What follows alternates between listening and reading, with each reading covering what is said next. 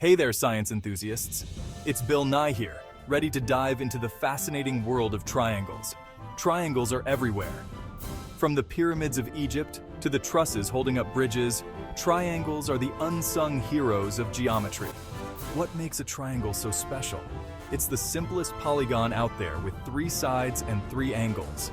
Triangles are incredibly strong and stable, which is why architects and engineers love them. There are different types of triangles: equilateral, isosceles, and scalene, each with unique properties and uses. So, let's roll up our sleeves and get ready to explore the awesome world of triangles.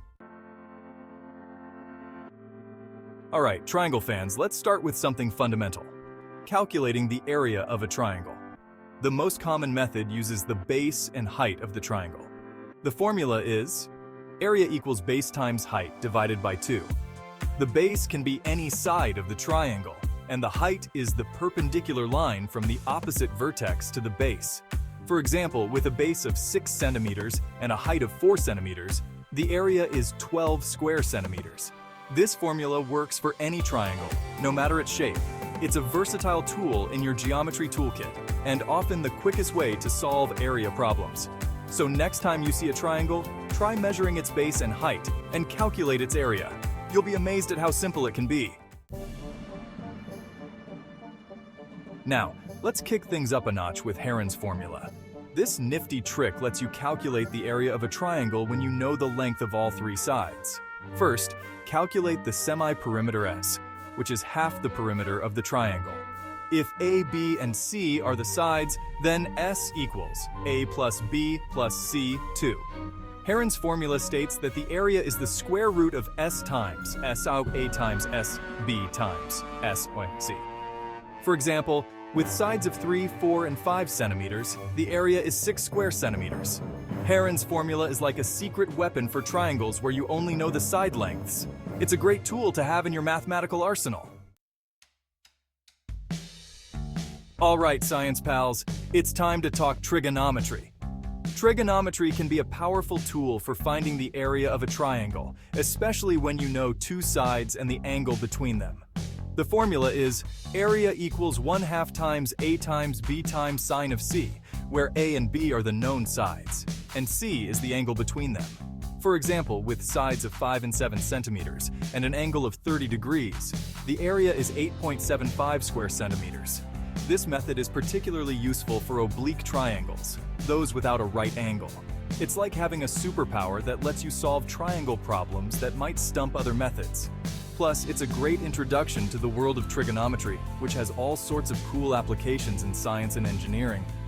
So next time you encounter a triangle with 2 sides and an angle, remember, the sign's the limit. Now let's take a stroll around the triangle and talk about perimeter. The perimeter is simply the distance around the outside of a shape. For a triangle, it's as easy as adding up the lengths of all 3 sides. For example, with sides measuring 3, 4, and 5 centimeters, the perimeter is 12 centimeters. But here's a cool thing about triangles and their perimeters: the triangle inequality theorem. It states that the sum of any 2 sides of a triangle must be greater than the 3rd side. This rule ensures that the 3 sides can actually form a closed triangle. Alright, triangle enthusiasts, it's time to venture inside the triangle and explore some of its internal features. First up, let's talk about medians.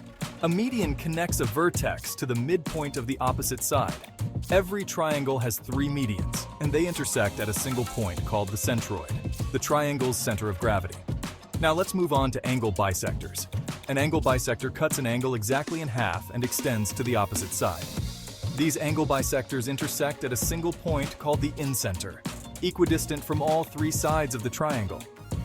The centroid is the balance point of a triangle, and the incenter is the center of the largest circle that can be inscribed within the triangle. These internal features are used in everything from engineering to computer graphics. Understanding medians and angle bisectors gives us insight into the fundamental properties of triangles. Now, let's talk about one of the most fundamental rules in triangle geometry. The sum of the interior angles of a triangle is always 180 degrees. This rule is so important It's almost like the golden rule of triangles. It doesn't matter what kind of triangle you have. This rule always holds true. If you know two of the angles, you can easily find the third by subtracting the sum of the known angles from 180 degrees. For example, if two angles are 45 degrees and 60 degrees, the third angle is 75 degrees. This rule is the foundation for many other concepts in geometry and trigonometry. So remember, when it comes to triangles, 180 is the magic number.